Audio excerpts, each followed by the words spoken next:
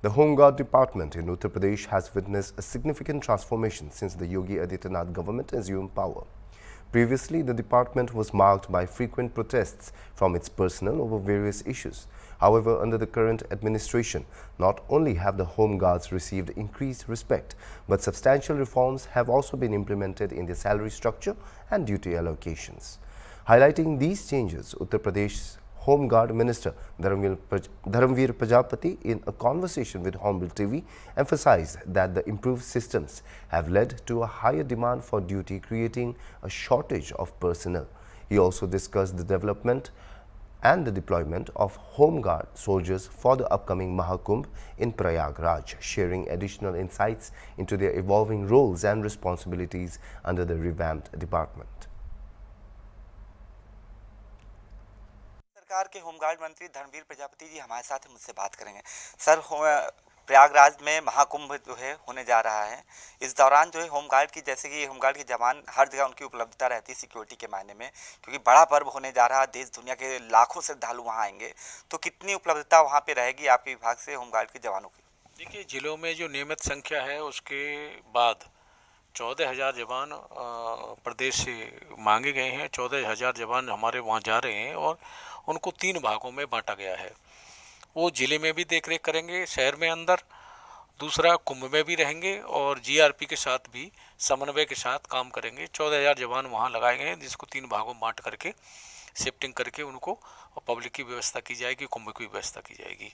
तो और होमगार्ड जवानों पे आम पब्लिक का भरोसा ज़्यादा जगह है।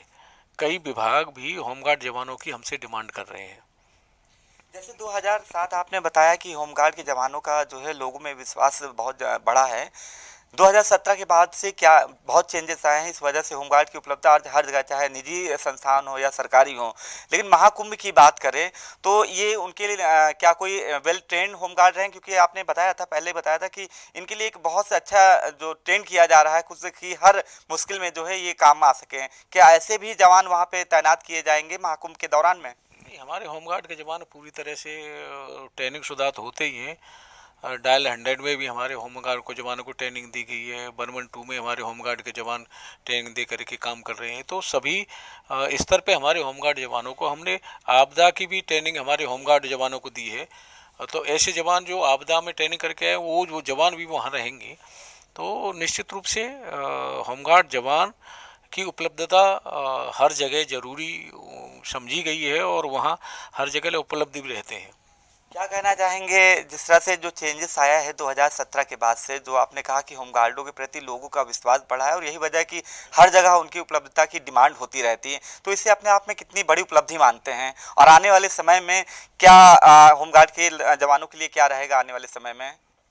देखिए, होमगार्ड के जवान हमारे अभी 6 दिसंबर आने वाला है होमगार्ड डे, उसकी तैयारी में हमारे होमगार्ड के जवान लगे हैं। और 17 के बाद में मैं कह सकता हूँ उनका बहुत जो कल्पना से ऊपर था व्यवस्थाएं हुई हैं। 2 बार माननीय मुख्यमंत्री जी ने दैनिक भत्ता बढ़ाया है, उनका ट्रेनिंग भत्ता बढ़ा है, उनकी ट्रेनिंग का समय अवधि बढ़ी है, उनका अंतर्प्रति भत्ता बढ़ा है, इस और सीधा पैसा उनके अकाउंट में जा रहा है। दैनिक भत्ता अपना उनका वर्दी भत्ता उनका सीधा खाते में जा रहा है। तो बहुत बड़ा बदलाव और चेंजिंग हुआ है और होमगार्ड के जवान हमारे पूरी तन्मयता के साथ काम कर रहे हैं। सबसे बड़ी बात है 17 के बाद में, पहले अगर 17 से पहले की बात करें तो ड्यूटी उनको 10 दिन 15 दिन मिलती थी, लेकिन अब हमारे पास जवानों की संख्या कम पड़ती है, ड्यूटी निरंतर है और प्रतिदिन उनकी ड्यूटी मिलती है।